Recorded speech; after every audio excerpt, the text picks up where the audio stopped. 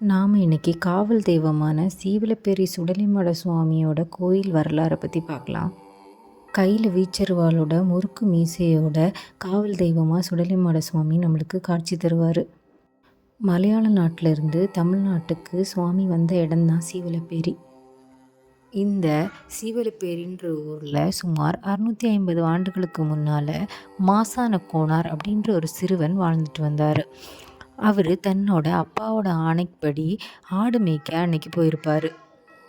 அன்னைக்கு 12 வயது சிறுவனான மாசான கோனார் ஒரு 3 ஆறு சங்கமிக்கும் இடத்துல ஆடு மேய்ச்சிட்டு இருந்தார். அந்த இடத்த முக்கூடல் அப்படின்னு சொல்லுவாங்க.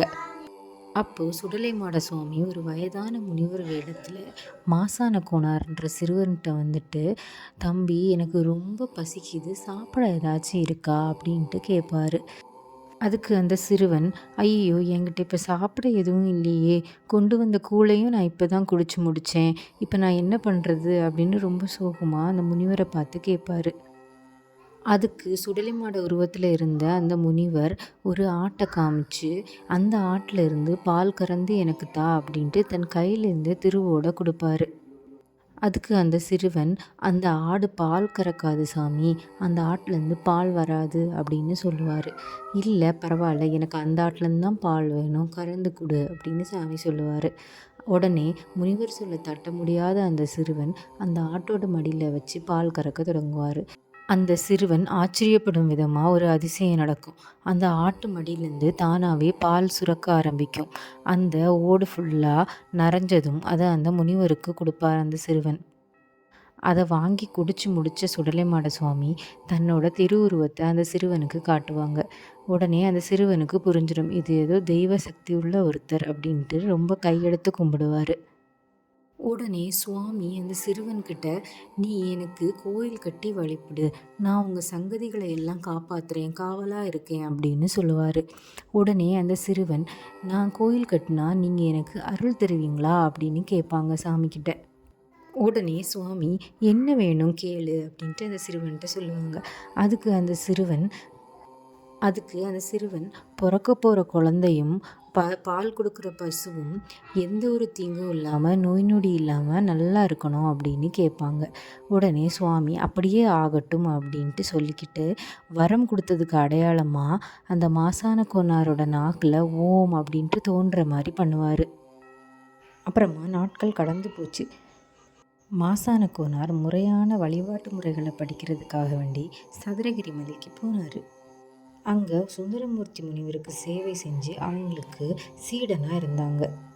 முனிவர் தன்னோட 12 ஆண்டு கால தவத்தை முடிச்சுக்கிட்டு காசிக்கு போகலான்னு முடிவெடுத்ததும் தன்னோட சீடரான மாசான கோனாரை கூப்பிட்டு, நீங்கள் உங்களோட ஊருக்கு போய் உங்களோட இறைவனான சுடலைமாட சுவாமிக்கு பூஜை செய்து வழிபடுங்க அப்படின்னு சொல்லிக்கிட்டு அவருக்கு பாலகுரு அப்படின்ற ஒரு பேரையும் வழங்குவார்.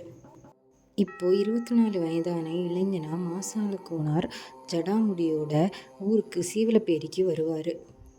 அவரை எல்லா மக்களும் சன்னியாசின்னுவாங்க. அதுக்கப்புறமா நாளடைவில் பாலகுரு சன்னியாசி அப்படின்ட்டு அவரை அழைக்க ஆரம்பிச்சிருவாங்க. அன்று இரவு பாலகுரு சன்னியாசியோட கனவுல தோன்றின சுடலைமாட சுவாமி நாளைக்கு காலையில் முக்கூடல், அதாவது அந்த 3 நதியும் கலக்கிற இடத்துல வருமாறு அழைச்சார். அங்கே தான் சிவலிங்கமாக தோன்ற போகிறதா சொன்னார். அதே மாதிரி அடுத்த நாள் இவர் அங்கே போய் பார்க்கும்போது அங்கே சுடலைமாட சுவாமி சிவலிங்கமாக தோன்றியிருப்பார்.